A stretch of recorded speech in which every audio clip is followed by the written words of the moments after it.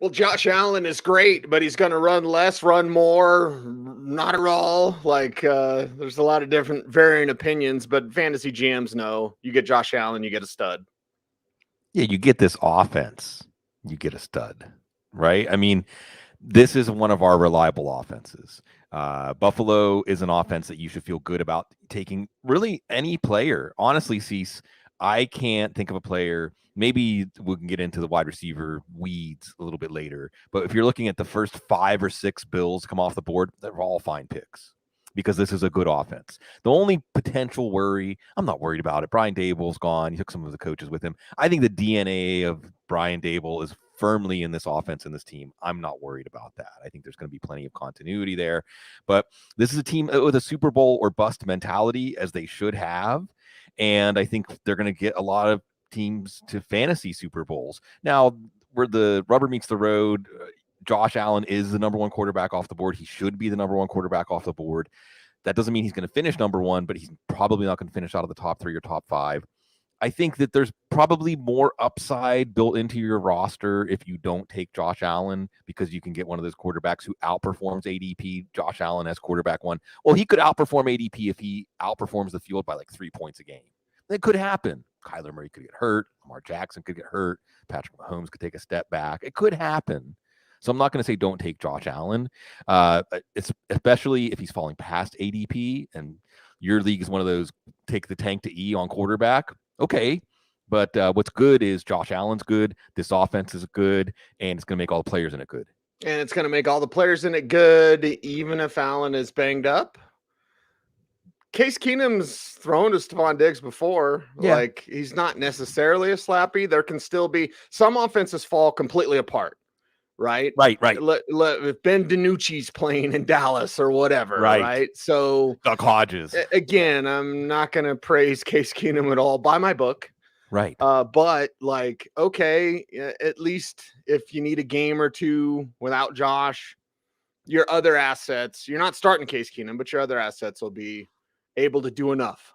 Right. See, article idea for someone out there, because I don't have time to write them all. How much will each offense drop off if the backup quarterback comes in? It's a minor thing. At best, a tiebreaker. It's more something we need to think about when the quarterback gets hurt and how we react with our rosters and fantasy teams. But certainly from the Bills' point of view, and they didn't keep Mitchell Trubisky. They weren't going to be able to keep Mitchell Trubisky. What Case Keenum gives them as a team that's on the road to the Super Bowl, trying to get that number 1 seed, all important number 1 seed, have the road to the Super Bowl go through Buffalo. If Allen gets a little banged up on one of those runs and it's the fourth quarter and they're not quite sure if precautionary measures require him to be taken out, Case Keenum's fine. And yeah, Case Keenum is throwing the ball to Stephon Diggs on one of the most famous plays in NFL history. Don't tell anybody in New Orleans. Right. So now we get to the running backs for the Buffalo Bills. I love Devin Singletary Bloom. I feel like I say it every year. Why don't they love him more? Now, they're going to love James Cook plenty. We got a lot to get to. Cook's the exciting player, but Singletary proved when they moved away from Zach Moss, they keep trying to replace him. Now, Cook isn't necessarily a replacement. He's a strong asset and like an addition. And what an addition that young man could be for this offense. It's a perfect landing spot. The NFL will rue the day when they let James Cook go to Buffalo. Yeah, and it's all because J.D. McKissic changed his mind. Or because they got McKissic, they wanted someone in this role. And that should give you an idea, right? J.D. McKissic hurts the value of Antonio Gibson, but Antonio Gibson was still going, in the 3rd round last year. Devin Singletary, I don't know that James Cook hurts his value as much as how late you can get Singletary indicates. Singletary is going to get 60 to 70% of the snaps. Singletary is probably going to get goal line some looks because Josh Allen gets a lot of goal line looks. And again, when they have committed to him, he's risen to the occasion for fantasy and in real NFL terms. 9th, are you kidding? The lead running back, and I know he's not a true bell cow, but the lead running back in a good offense in the 9th round of your fan. What's wrong?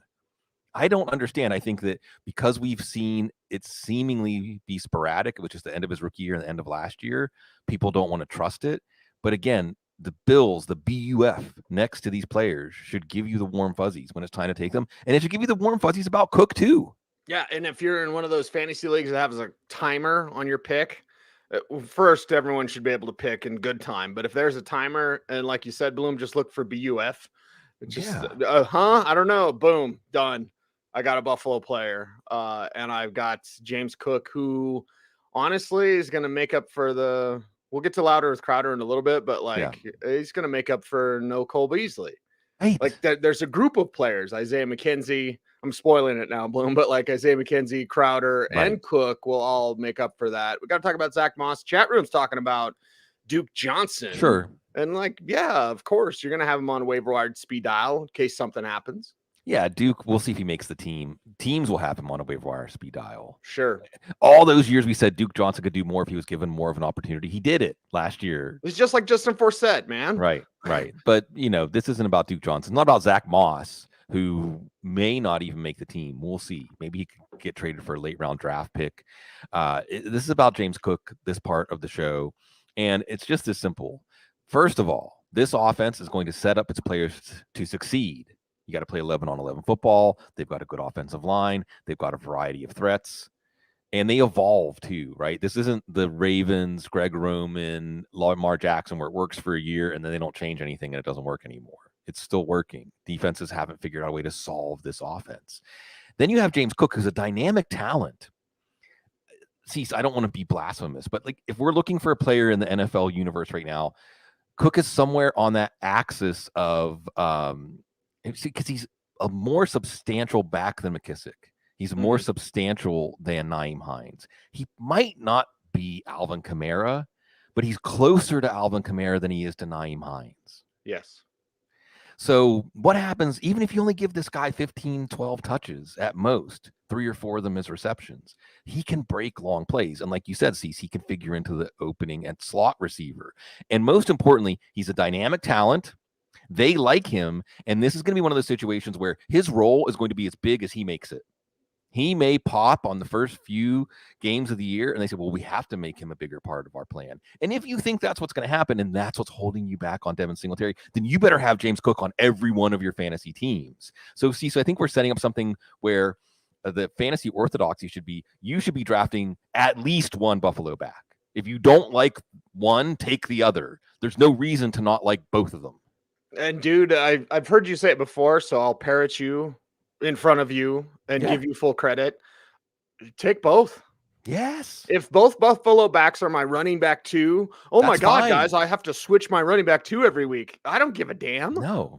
No, one of them is going to, every week, the production there, I think because Zach Moss was such an underachiever and because they spent those back-to-back thirds on running back and they're going to be on Breece Hall, they're going to be in on Travis Etienne. I get it. All that stuff happened, but this is where we're at now.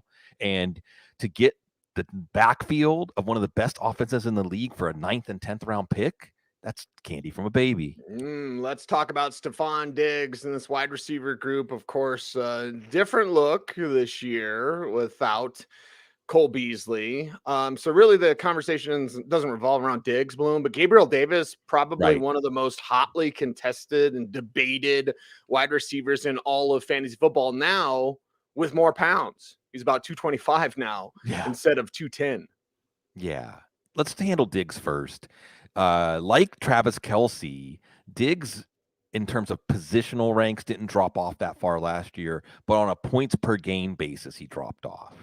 Now, I think this is kind of an either-or thing. You should either be in on Gabriel Davis, or if you really think Gabriel Davis is going to be more of a supporting cast player, then maybe you should be in on Diggs in the late first, early second, because Diggs has a lot of room to come up here. If there's not a clear second option in this offense, and if Diggs is the guy that Allen is always looking to when the bullets are flying, then Diggs could come back up from his level last year. He's a safe pick. If you like safe around the 1-2 turn, he's safe. If he does what he did last year, you might be slightly disappointed with what you get. Gabriel Davis, and Cecil, we've talked about this a lot on the show, and Lord knows there's not a player that the fantasy community has been obsessed with more than Gabriel Davis this offseason. But the obsession, I think, has gone too far in so much as it's simple. This is simple. Okay, if you're citing the fact that they were playing Emmanuel Sanders over him, well, now they're not. And they didn't bring anybody else in. So the judgment that you're trusting last year, if you trust it this year, they're saying all systems go. All right? He's in a good offense. His quarterback loves him. He has great chemistry. He broke a record the last time we saw him in the most important game of the year for his team.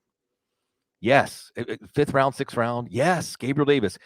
He easily could have a second or third round value. There's even a top end range of outcomes where he's more valuable than Stephon Diggs this year. Yes, it's possible. Maybe it's only in 2% of the cases or 5% of the cases, but it's set up for us. There's been a lot of overthinking here. There's been a lot of comparing Gabriel Davis because statistically he matches a bunch of cases that weren't playing with a great quarterback and a great offense with great chemistry. Come on, folks. Come on, folks. Come on, third receiver. And again, it's going to be a mix without Cole Beasley. Franz, I hope I pronounced that right, says Crowder going to eat. Well, yeah, let's talk louder with Crowder, and then let's talk Isaiah McKenzie, right? Who should do more, honestly. And I'm very proud of Isaiah for the changes that he's made to his basically maturity. He's always had game. He had to grow up. In Denver, he thought he was like, I'm just as good as Demarius and E. Rest in peace, Demarius. Yeah, R.I.P., man. Gone too soon. But like, no. McKenzie, you're a nice gadget player. But on the Bills offense, McKenzie, sure. And McKenzie, Crowder, James Cook, these guys will fill in now that Cole Beasley is gone. Plenty of capable players here. Even Khalil Shakir, the 5th round pick. And maybe Khalil Shakir is the guy we project a year or two down the line in this role. Right. Jameson Crowder, he's great. He can do things. Isaiah McKenzie, we saw when he was in for Beasley last year, he was more productive than Beasley. And then you have Cook, who can run routes out of the slot and might be an explosive player who just forces his way on the field however he can. So I think that creates a lack of fantasy clarity. It does create an out for Cook to have extra value. I'm not going to talk anybody out of anybody as a late round pick. You want to take Crowder, you want to take McKenzie. Maybe an injury could clarify this. Crowder can get hurt, miss time. It's a situation where what you like here again, Cecil, is this organization has a plan. Okay, Cole Beasley isn't worth it. Notice, by the way, nobody has signed Cole Beasley. So it isn't like, oh, they made a mistake. Cole Beasley's going to get snat. No, they know that Beasley's role can be filled by other players who are cheaper than Beasley and maybe won't get them in the news for the wrong reasons. Well, and are better than Beasley. Yeah. And for those wrong reasons, which are now gone because the NFL solved it. The NFL's our greatest. Like the whole society did. Right, exactly. So there we go. Let's talk about Dawson Knox, huh? Dawson Knox, and who was it earlier in the chat room that was like, is he the best receiver not named Stephon Diggs? It was Rubik. Hey, Rubik. Love him. Knox, actually the second best receiver? Sure. Maybe. I can see that. Well, remember what we knew about Knox. He came in on an Ole Miss team that had DK Metcalf and A.J. Brown, okay? So he couldn't stay healthy either. But the Bills saw the upside, and they took him in the 3rd round because athletically, he was a 1st-round pick. Athletic profile, he's a 1st-round tight end, but he couldn't stay healthy. He didn't have much production. First couple of years was rough, really rough, because you saw basically that player. Like, boy, the pieces are there, but he can't put it together. Last year, I think they wanted Zach Ertz. I think they were going to be in on other tight ends. It didn't work out. So it was like, well, Dawson Knox, here's your chance. Here's your chance. And he took it and he ran with it. And can he grow? Can he grow into some of the vacancy of the targets left by Beasley? Or otherwise, can he be a player that is an optimal target? Because the nice thing about Knox is he can be a big play tight end. If the middle of the field is left open, then Knox can take it and run. So, and we know that he has the red zone chemistry. So I think Knox, after you get past the top 5 tight ends, Knox is exciting. Goddard's exciting. Ertz isn't exciting, but you know that at least while DeAndre Hopkins is suspended, he's going to be a high floor play. So if you don't get one of the top 5 tight ends, there are options. Knox is one of the good ones. Did I have some good O.J. Howard news on the Newswire? Why is that ringing a bell? Yeah. I think, look, O.J. Howard is a player, unfortunately, that's never going to be the player that we hope. He's Daniel Graham. He's Mercedes Lewis. There's these guys that come in that could do so much as receivers, and then teams are like, wait, you can block? Right. And still be a competent receiver. But I think he's not going to get the athleticism back. What did he have, an Achilles? I'm not sure, an ACL. I'm not sure what it was, but maybe it's the first year back. Maybe in the second year back, he has more. He's not a threat to Knox. He's just more of another sign that this front office, Brandon Beane, making smart moves. You know, what would you rather have? What did they pay Howard? Cease, a couple million, right? Would you rather have Howard for like a couple million or Evan Engram for $9 million? That's why the Bills are the Bills and the Jags are the Jags. That's the Johnny Cochran defense. That does not make sense. It makes sense when you listen to the Audible. And I've known Mike McDaniel since he was a teenager. Wow. And now he's a head coach from Miami with plenty of questions about that team. We'll talk about him next.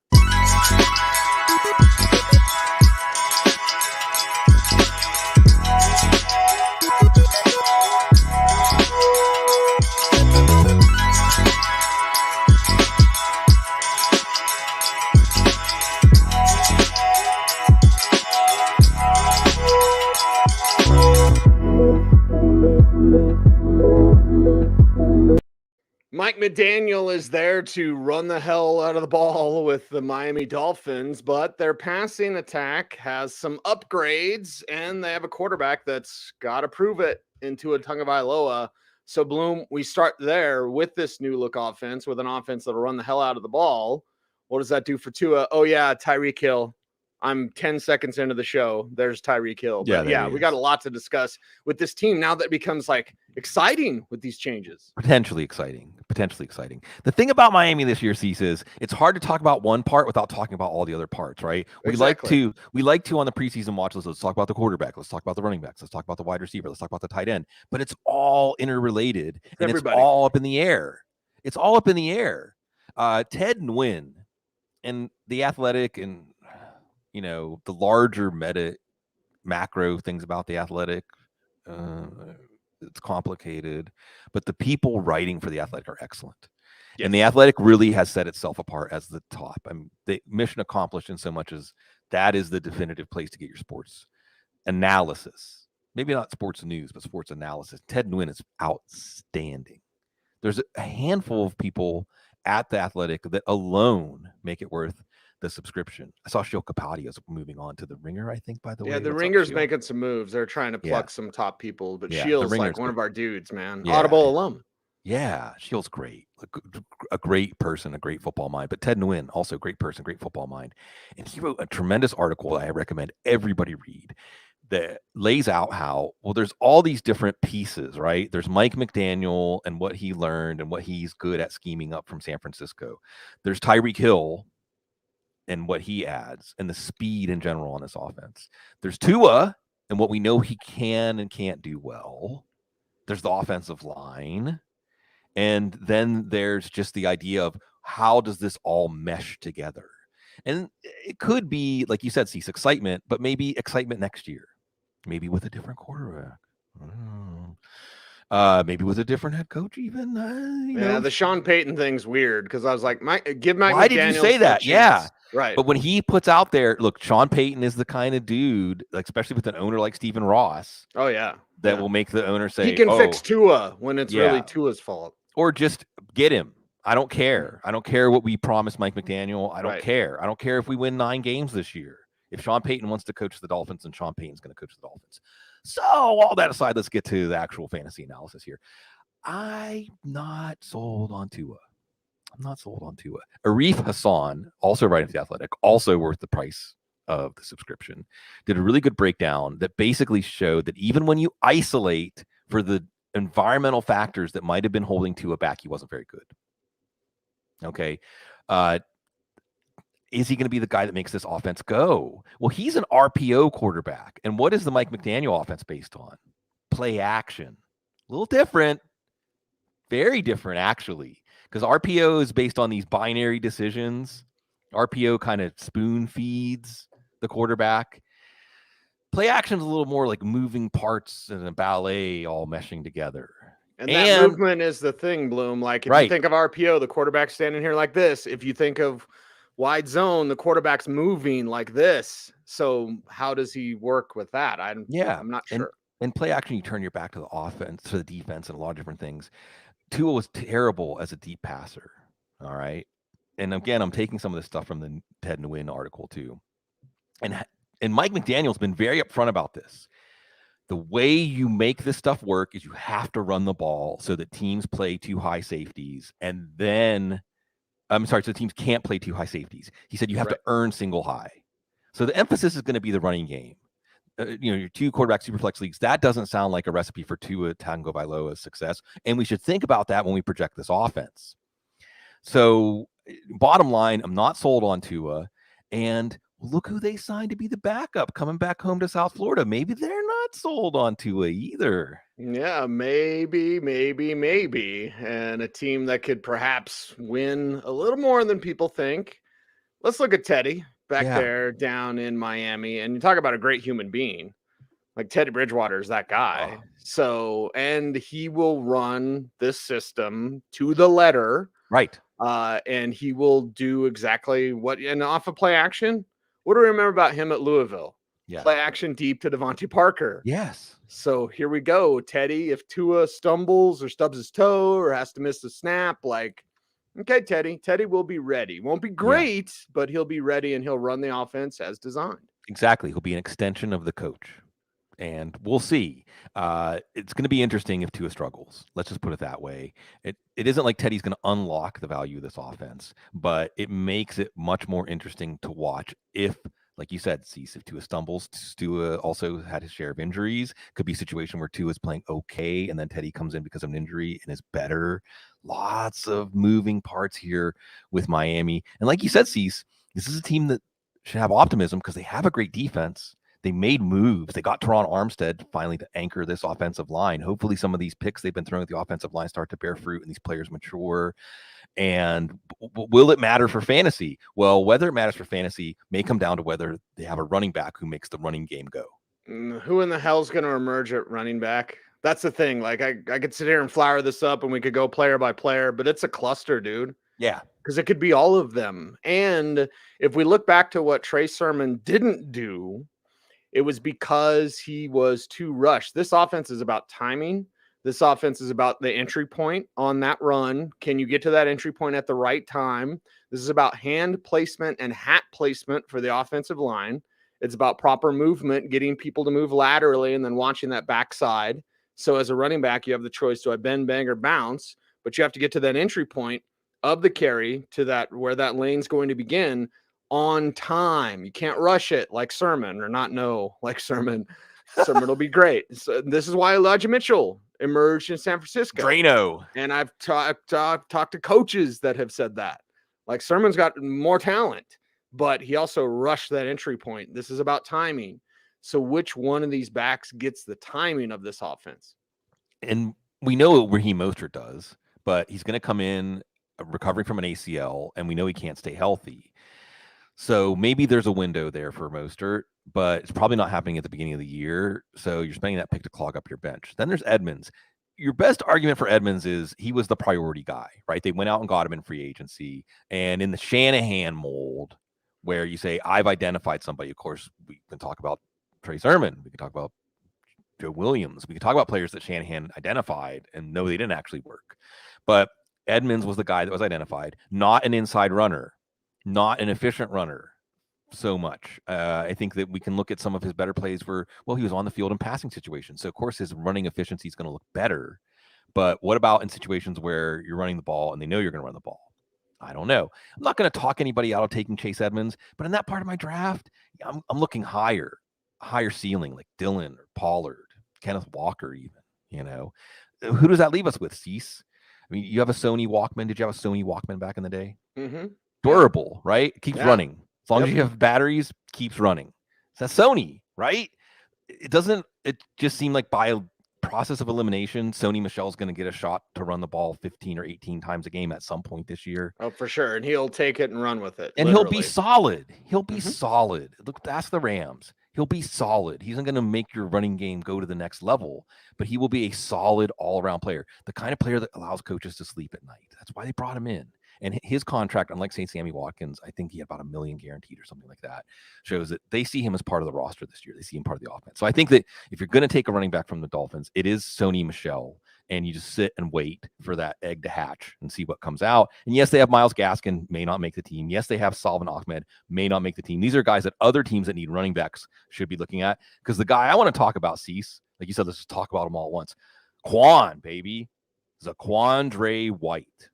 And you like juice? You like the juice? He got the juice. Now, hey, can he put it together? I don't know. But already in OTA's minicamp, observers covering the practice are saying, who's that? That guy's interesting. So if he makes the team, I'm interested. If he gets picked up on waivers because they try to slip him through the practice squad, I'm interested wherever he lands because he's got the juice. Yeah, he's one of those look at your roster guys. What number is that? Oh my God. Yes. So nice little note there on the preseason watch list to the wide receiver position, Tyreek, Jalen. I mean, my God. But then I go back to Tua. Tua's not a great, unlocker of that potential, is he? Or could we see something different where the receivers help make the man? Maybe. on crossing routes. And can't we look back at Alabama and say, yeah, the receivers did make the man back there? Jalen Waddle's there, so you're rekindling this. But I think on crossing routes, on deep balls, no. On extended plays, no.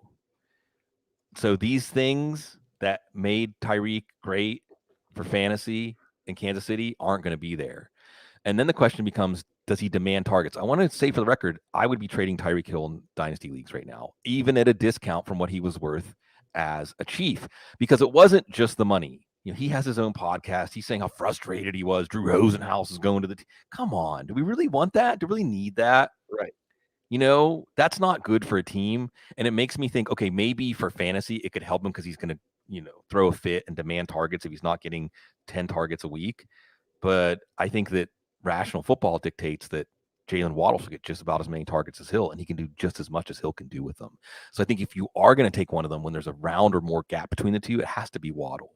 I think Hill should be more like a 3rd round pick or maybe even a 4th round pick, not a 2nd round pick. And Waddle should be right after him. It should actually be kind of a debate which one you take here, because if defenses are paying more attention to Hill, then Waddle's going to get those one-on-one matchups, and Mike McDaniel is going to preach matchups.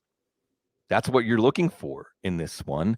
So Waddle is the more interesting one to me out of these two. But then also, Cease, you get to this thing. Well, can you have an offense without true outside receivers? Can you have an offense? Because, again, the Ted Nguyen piece. Tua's not good at throwing over the middle, or at least he hasn't been. Where did Jimmy Garoppolo make all of his money in Mike McDaniel's offense? Throwing over the middle. Right. Questions. And what are those answers? And plenty of conversation around the Dolphins wide receivers. Hell, even the backups. Can Lynn Bowden be their fake Deebo Samuel? Right. Preston Williams is good. He just can't stay healthy. So again, preseason watch list, we're going to be watching Eric Izukanma and Trent Sherfield and all the rest. Yeah. And by the way, Franz says in the chat room, Tyreek's going to be lead running back. Interesting. I mean, there is a real potential Deebo Samuel there. That's fascinating. I'll be watching for that. If we hear out of Miami camp, hey, Tyreek is getting a lot of snaps in the backfield too, well, maybe he will be worth that 2nd round pick. Maybe he'll be worth a 1st round pick. But otherwise, like you said, outside receivers, no Devontae Parker for Teddy. If it is Teddy. There is Preston Williams still hanging around after his catastrophic injuries. There's Ezukama, outside receiver. Maybe there's some latent potential there coming out of Texas Tech. They have Cedric Wilson. You can do some things with him. He throws a pretty ball, pretty downfield pass. Maybe he can throw the deep balls in this offense. Not a lot of fancy value there, but they went out and got him, so they see a role for him. Another reason, if you're going to have a low volume offense, maybe a low efficiency pass offense, and you have these guys that are bringing in like Wilson, the pie is going to be divided up. And you have Bowden, like you said, we'll see about that. And one of John Gruden's greatest misses.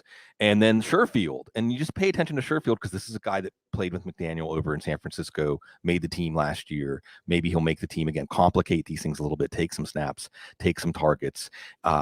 This is definitely, again, lots of questions, lots of things we're going to be watching. Very high on the list of teams we have to watch in the preseason. It's Friday, Bloom, at least when we're recording this, if you're listening to it. So that means I get to drop the top on the Jeep and take it to the studio today.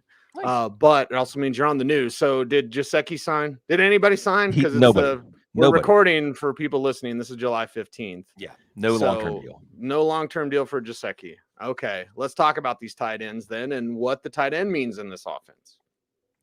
To be determined, right?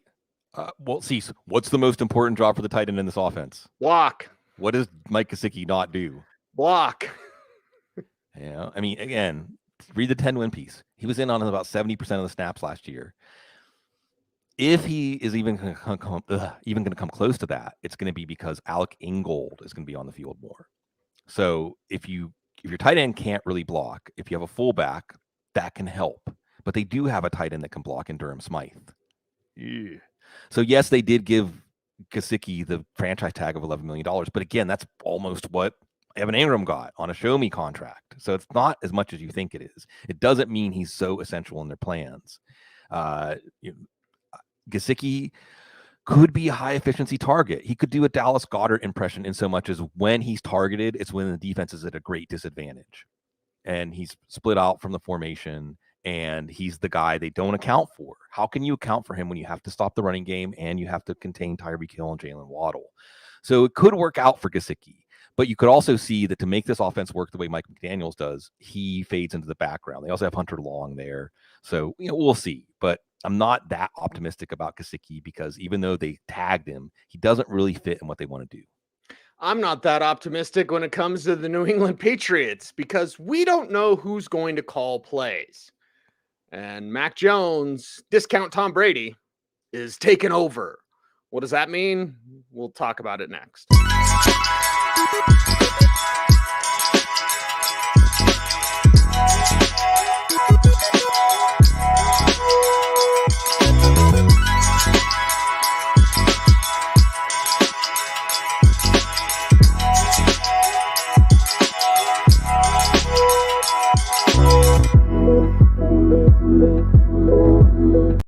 Listen, Bloom, I like Mac Jones. I just don't go over the moon because he's a system-specific quarterback. That system was Josh McDaniels. Now, well, we know there's a couple of different guys that aren't very good coaches and really allegedly aren't do some great research. People. Right. Yeah.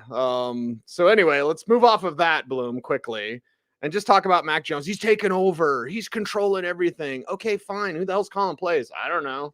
Yeah. Questions. How much is this offense going to be hurt by Josh McDaniels not being there to coordinate things anymore? I mean, if you think he's going to be good for the Raiders, then you can't think it's good that he's not there for the Patriots. And I love the idea of Bill Belichick getting out there as center, snapping the ball, hands on. But you wonder about Belichick's judgment. And it's kind of like Belichick and scouting wide receivers, right? Is this a year that in some ways we see how the game has passed him by? I know he's a football encyclopedia. Okay, but at the same time, you have to question his judgment when Joe Judge and Matt Patricia are his wingmen running this offense. And he doesn't have a play caller.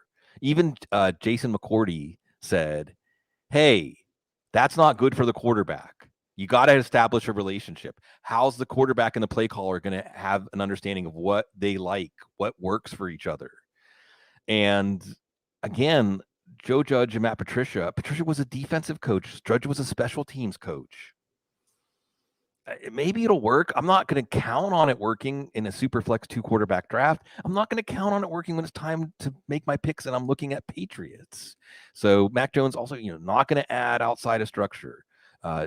He's very limited athletically. Okay, he redid his body. Maybe he doesn't have the dad bod anymore.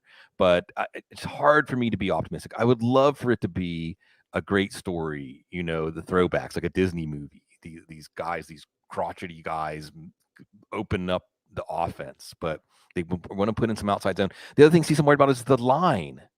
They have very little depth on the offensive line. Already Isaiah Wynn and the team don't seem to be on great terms. That's their left tackle, right?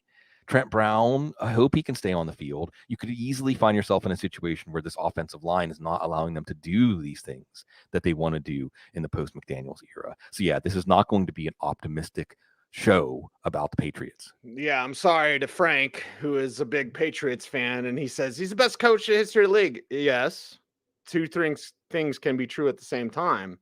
It passed Don Shula by. It did. Don Shula, right? Greatest of all time. And then all of a sudden it's like, oh, it's not working. Bill Parcells, Belichick's mentor. Like, oh, he's the greatest. And then all of a sudden it wasn't working. Like, the magic was both of them.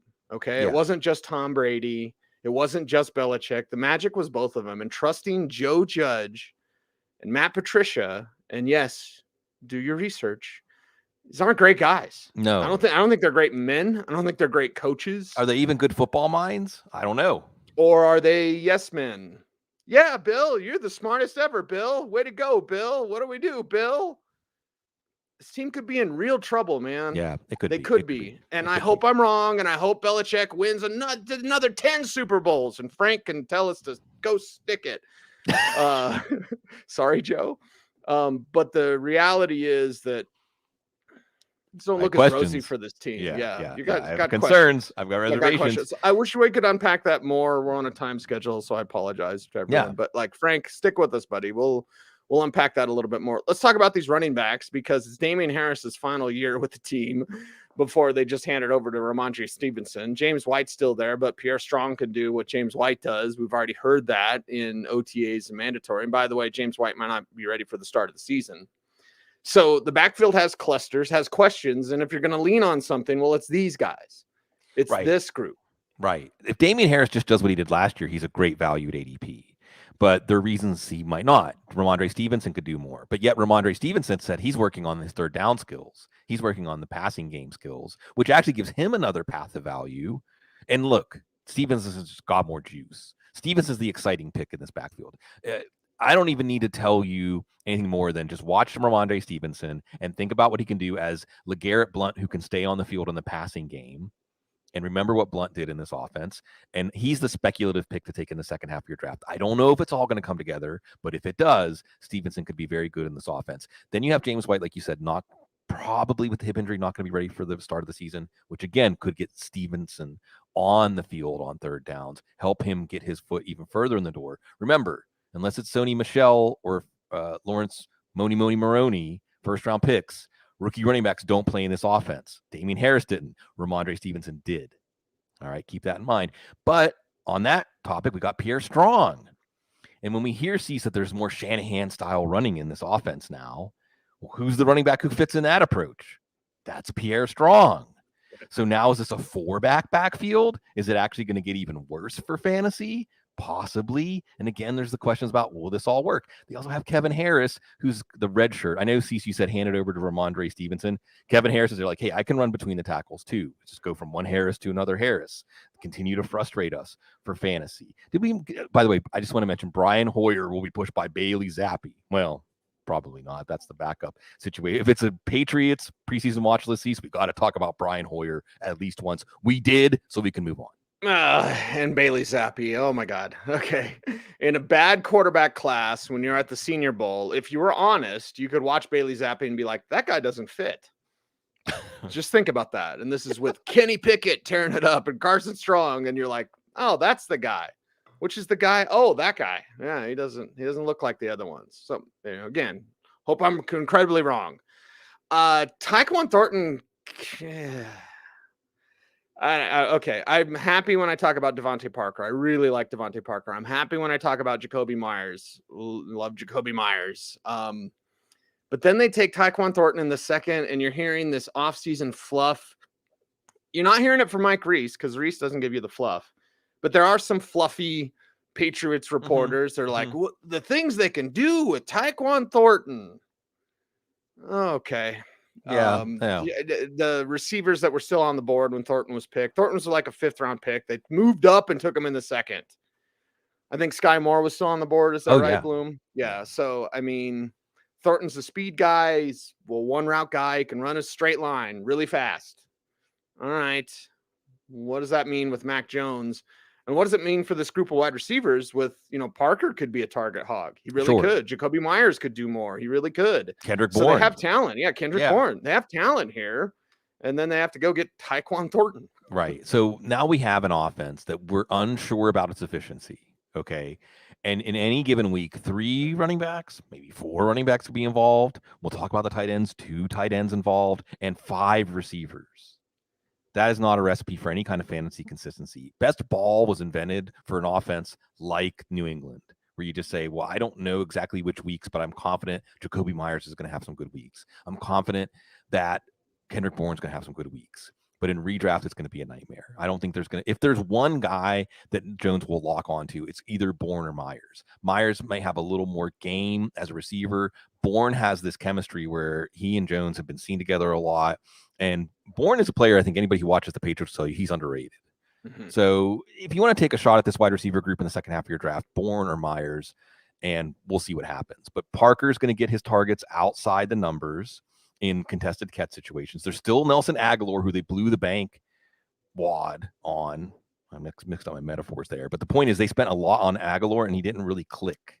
And when they go out and get Devontae Parker, I think that shows you that Aguilar is more of a complementary piece, may not even play as many snaps as Thornton, who has that speed. And one of the other things you hear about the changes with McDaniels being gone, the terminology is less dense. So maybe that helps rookies get on the field. Maybe that helps them install and have some new wrinkles to this offense that they weren't able to without Tom Brady also. So we'll see. But when you have, Cease, what do you have when you have 2 tight ends, 5 wide receivers, and 3 or 4 running backs in a fantasy football offense? You have nobody that you can count on starting every week. You have a cluster. Yeah. That's I could continue that, but it's a cluster. And sorry, Joe. Little Jordan Humphreys there. Yeah. Okay, nice. And hey, there's Ty Montgomery Yeah, again. Trey Nixon McDaniel's too. still here. Like, there's interesting names. If like Josh McDaniel's still here, I'd be like, Yeah.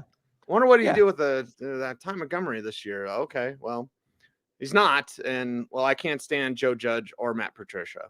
And Trey Nixon was a player who his draft stock last year was deflated by injuries. He's had a great spring. Some people called him the star of the spring for the Patriots. So he'll be one to watch. He can make the roster. And if he can't make the roster again, we're always interested. See, there's the final cuts, but then there's the waiver claims after the final cuts. Those names also are interesting and can be a path to value for someone like Nixon. Just a little drum beat.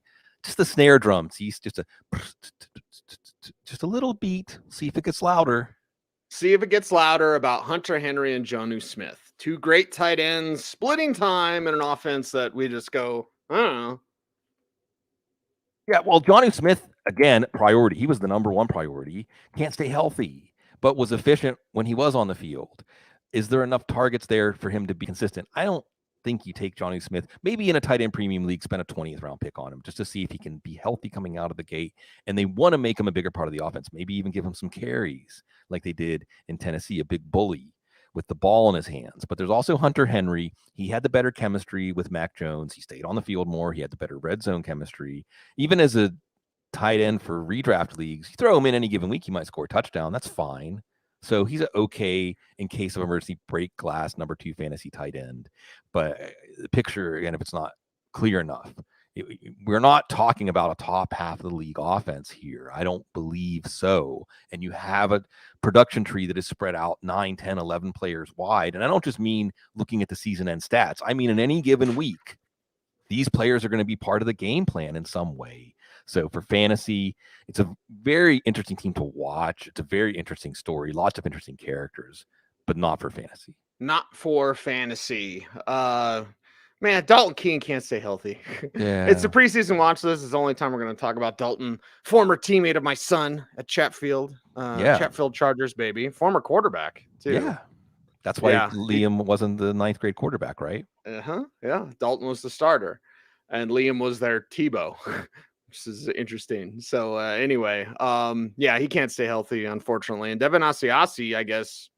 It's it right there in his name, Cease. Aussie. So. Why would you take it? It's right there in his name.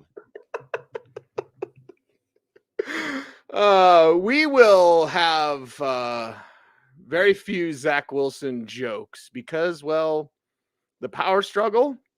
There's a power struggle going on with the Jets, and that. Well, hell, the Jets themselves are the bigger joke. We'll talk about them next.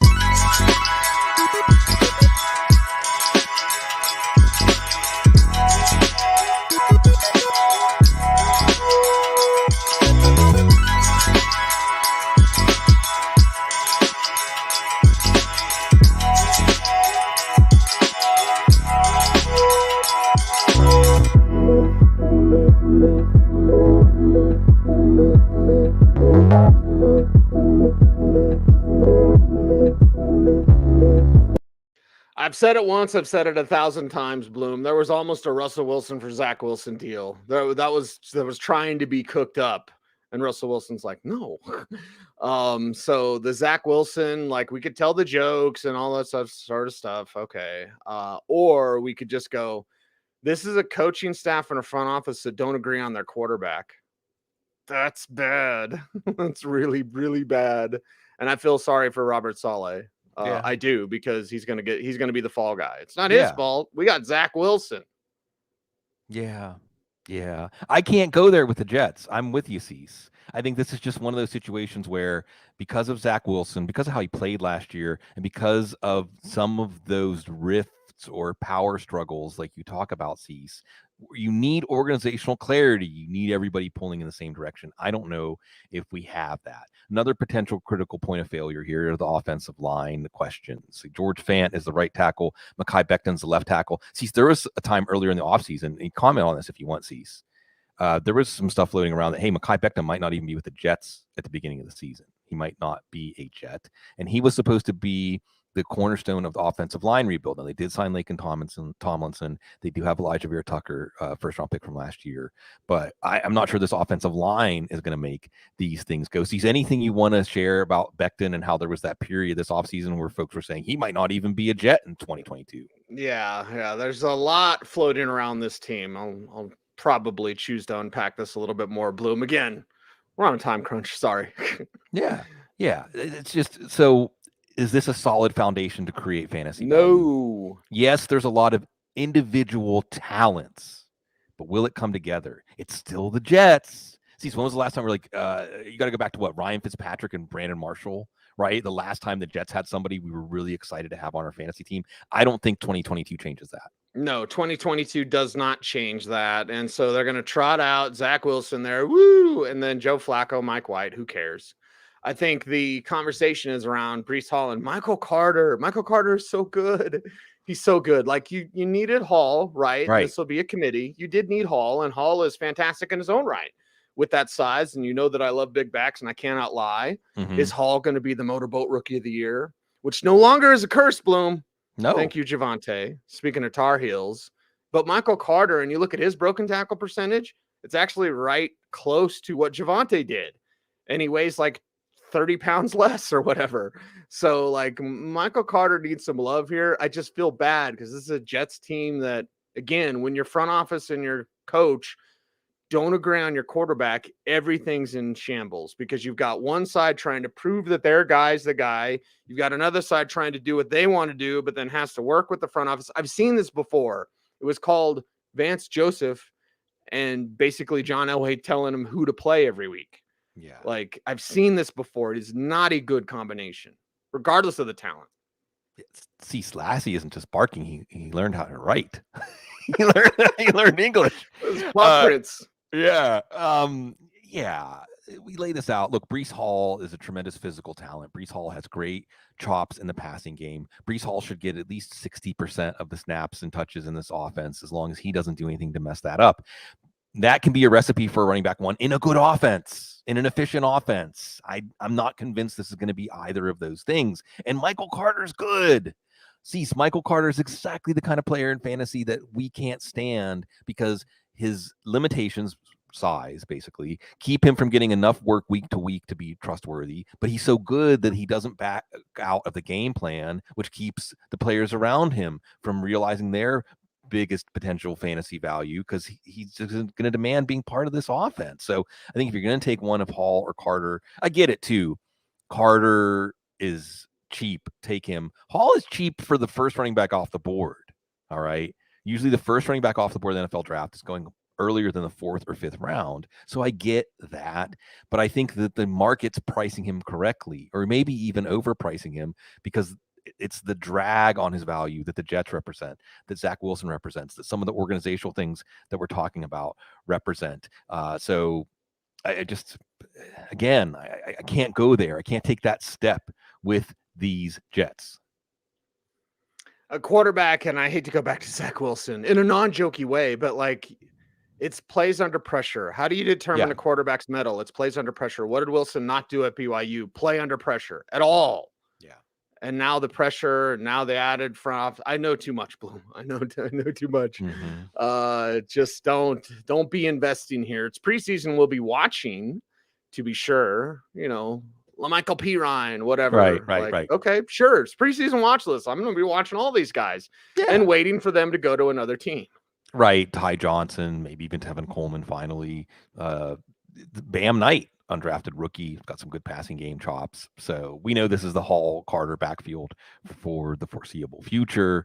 And we know that this team, talent-wise, has 3 excellent wide receivers. Will any of them matter for fantasy consistently? I have my doubts. Elijah Moore is there at the top of the heap and everything that he can do. Who is Wilson's struggle target? Well, I didn't target Elijah Moore there as that guy. Corey Davis, we already know everything that he can do. He's brilliant. And then you add in the speedy Garrett Wilson. Like, look at all of these tools, man. Look at all of these weapons. And then you got Wilson out there screwing everything up. Yeah. Like you have the ingredients, not the offensive line, not the depth on the offensive line, but you have the ingredients for something much better, but you have the wrong young man running the show. And that's all it takes to make this just like, I love Garrett Wilson. It's not going to do anything with Zach Wilson. Love Elijah Moore. He's limited because of Zach Wilson. Corey Davis is great. Limited because of Zach Wilson. I mean, it all goes back to the little guy. It goes back to, see, you've seen this before. It's Drew Lock, right? Mm-hmm. Or even Teddy. We love Teddy, but it's a limiting factor when you have all this talent. Right. And I don't think the plan was for them to get the talent in place and then the quarterback was, well, they got the quarterback and he's not the quarterback. Maybe he is. I want him to prove us wrong. I want all these players to prove us wrong. Always, always. Business, not personal, you know. But I think that Elijah Moore, unrivaled talent in terms of how he showed he can be that guy last year. But now you have Garrett Wilson and you have Corey Davis, who still is the number one receiver on this team. And let's not forget Braxton Berrios. They gave him $7 million guaranteed. He's going to figure into this offense too. Yep. So how's this going to work that there's somebody you can count on every week? Elijah Moore, again, at the point of the draft he's going in, he's close enough to guys like Amon-Ra St. Brown. That's where I'm going, you know. Some of the other running backs at the, again, Dylan Pollard upside plays. I know that Elijah Moore's so good that it might not matter. It just might not. He's that good. So I'm not going to say you're crazy if you take him. Right. You probably are crazy if you take Garrett Wilson, just because Matt Waldman lays all this stuff out well. Like Cecil was breaking down the decision making for Trey Sermon and how that was the problem, not the talent. That's the kind of stuff that, even though Waldman did have Trey Sermon pretty high, my point is that Waldman's looking at this stuff. And Garrett Wilson was the player he said needs a little time. He's not as pro ready as his teammate Chris Olave. So I think that this is not the rookie wide receiver you're looking for. Corey Davis is the one that's interesting for me, Cease, just because he is a number one receiver. He did show chemistry for Zach Wilson on those plays. The few times that Zach Wilson made a play outside of structure and just flung it up there 50 yards, it was Corey Davis on the other end of those passes. So, and I know Elijah Moore was banged up early in the year.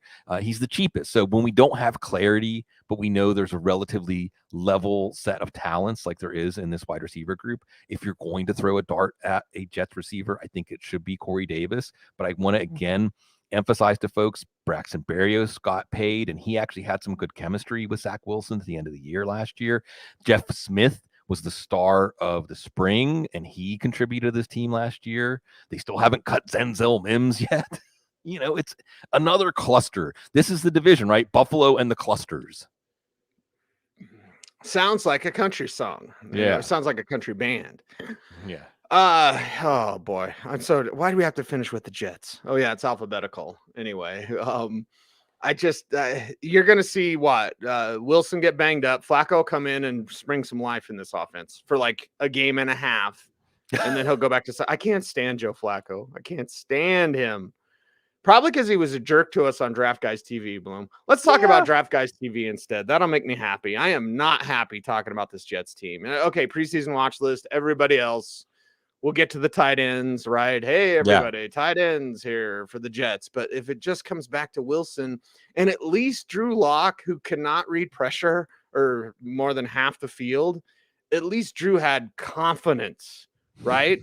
Like, I can do it. I can make that throw. Like, why nobody like Zach Wilson doesn't have any of that. He pees his pants. Yeah. He doesn't have any of that, man. Like, I would way rather have a Drew Lock, like kind of ignorant to the pressure. Right. You know what I mean? That's better than the guy that sees ghosts. Yeah. We'll see. Here's your Draft Guys TV take. Josh Johnson, Draft Guys TV alum. He was a better quarterback in this offense than Zach Wilson last year. Yep. Draft Guys TV was a long time ago. Okay. Yeah, for everyone who's like, what the hell is that? Before our time. But I was texting with Josh Bloom since he's here. Yeah. So it'll be cool. Awesome. Chop it up with him. So the circle is complete, right? Yeah. The circle is complete. We got some time left. Let's talk about the rest of the Jets here. And tight ends, Yeah, got a lot. By the way, Denzel Mims just needs a new team. Yeah. Denzel Mims, just go. Just leave. Leave. Walk out. Chiefs. He's perfect for the Chiefs. He is perfect for the Chiefs. And he's got talent. Like, I like Denzel Mims, but man, he doesn't fit that system. Yeah. And the faster he can get out of there, he will be cut, most likely. Yeah. And then we'll smart team's going to get a good receiver. Yeah, exactly. Kansas City, Seattle, all the usual suspects, even maybe a team like Cleveland. Where the hell is Chicago trading for Nikhil Harry when Denzel Mims is right there? Right. At least Denzel Mims hasn't affirmatively sucked on the field. Sorry, Nikhil. Again, business not personal. We haven't seen Denzel Mims fail over and over again. I don't know. Maybe we have seen a little bit of failure, but and then the other thing, we turn the page to tight end season, and again, it's a cluster because they signed CJ Uzomah, they signed Tyler Conklin, and they draft Jeremy Ruckert. So Conklin's healthier, but still limited upside. Uzomah will get healthy and make this a 2 tight end offense at times. And that's the other thing, Cease. They throw starting money at 2 tight ends, but they have 3 starting wide receivers. Really 4 if you count Berrios, because Berrios plays a different role than anybody else. So we're getting to that New England Patriots level of you got 2 running backs. How are all these mouths going to get fed when the offense isn't efficient to begin with? And Jeremy Ruckert, a lot of people, he was their favorite sleeper tight end in the draft, but he's going to have to stay asleep for a while with big money being handed out. I mean, big money for CJ Uzomah and Tyler Conklin, like $7 million, $8 million a year. That means you're going to try to get your money's worth out of them. So it continues to be a cluster. See, they still have Trevon Wesco, Matt Waldman favorite, fullback, move tight end type. They've got Lawrence Cager. How many different wide receivers, big wide receivers that failed as wide receivers, are trying out tight end now? Lawrence Cager, another one. We got to at least take note of them because it might be the next Darren Waller, right? And then even Kenny Yeboah, who's like a wide receiver at tight end. So lots of interesting players to watch. What is it going to amount for in fantasy? This old Monopoly millionaire with his pockets out, Yeah, bankrupt. Yeah, there you go. All right, that is a wrap for the AFC East and the preseason watch list. It is 32 teams, 32 episodes, and every skill position player that you could give a damn about, we talk about on this show. He is Sigmund Bloom. You follow him on Twitter at Sigmund Bloom. Got those summer vibes, baby. Got them going. There you go. This is Miami. This was a shout out to Miami. The secret, if you're watching the YouTube show, is I'm trying to do something geographical for every division. And this was the shirt that I got at the Millennium Fish Show down at the Seminole Indian Reservation in Southern Florida. So I gave this, I like to not explain these things to the few people who get it. Right. But every now and then we'll give you the answer key. It's like the little clips that I put at the end of each show. Sometimes have to do with where my brain's at. So you want to have a little fun with that, then go ahead and do that. But we are the Audible, at the Audible on Twitter. I'm at Cecil Lammey. Woo! But if you love the show, do all those YouTube things. Like, comment, share, subscribe, hit the notification bell so that you never miss a vid. And if you want to support the show, we appreciate you for doing that and having that gesture. Listen, money's tight. We know that. And we certainly appreciate and understand and love the people that can support us. But go to footballguys.com and get a Football Guys subscription. It's annual price, not a monthly price. So we appreciate that. And thank you very much for that. And these trying times, let's all stay together. And let's talk about some football and let's have some fun. He's Sigmund. I'm Cecil. We are the Audible, everyone. Stay tuned. And I command that you stay frosty.